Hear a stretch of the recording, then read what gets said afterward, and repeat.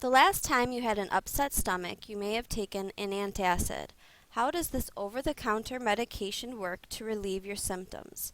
Magnesium hydroxide, the active ingredient in antacids, is a base which reacts with the hydrochloric acid in your stomach. A neutralization reaction occurs which eases your discomfort. A neutralization reaction is a type of double replacement reaction in which an acid and a base react to produce a salt and water. A salt is any ionic compound made up of a cation from a base and an anion from an acid. In this example reaction, hydrochloric acid is neutralized by sodium hydroxide. This produces sodium chloride, the salt.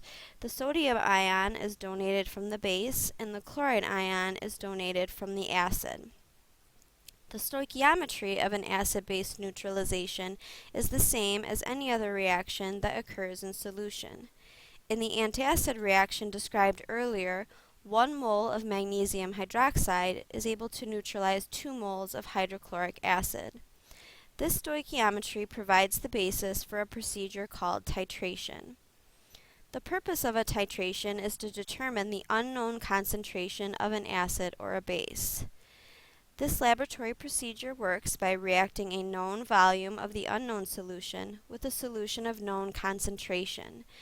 After the reaction is complete, the number of moles of the unknown acid or base can be determined, and from that, the concentration can be calculated. The procedure for titrations is quite simple. First, a measured volume of the unknown acid or base is placed in an Erlenmeyer flask. A pH indicator is then added to observe any changes in pH. Depending on your solutions, the pH indicator is chosen. Bromothymol blue works best for titration of a strong acid and a strong base. Phenolphthalein, on the other hand, works best with a titration of a weak acid and a strong base.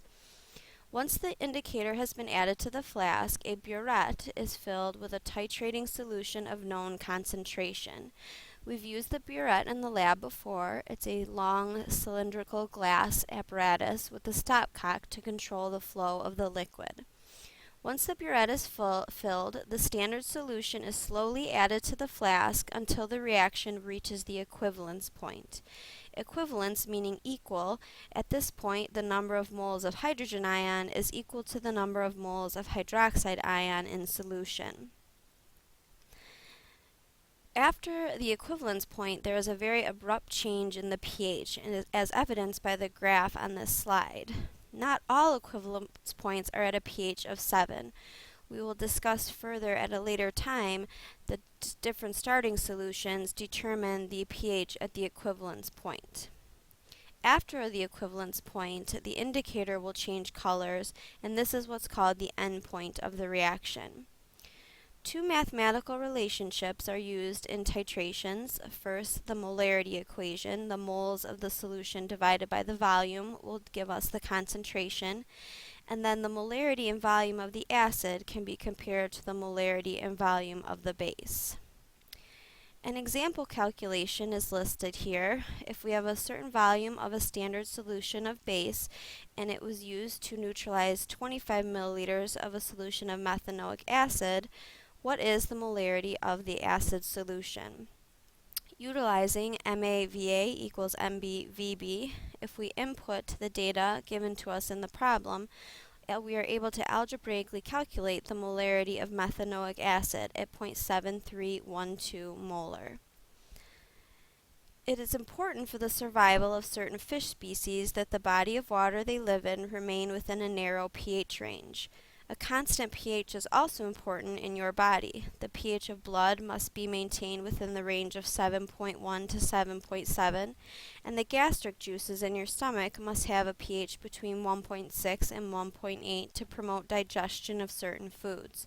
Your body maintains pH within such narrow limits by producing things called buffers. A buffer is a solution that resists changes in pH when a small amount of either an acid or a base is added. Buffers are mixtures of either a weak acid and its conjugate base or a weak base and its conjugate acid. An example of a buffer solution would be hydrogen fluoride or hydrofluoric acid, which is a weak acid, and the fluoride ion, its conjugate base. How exactly do buffers work?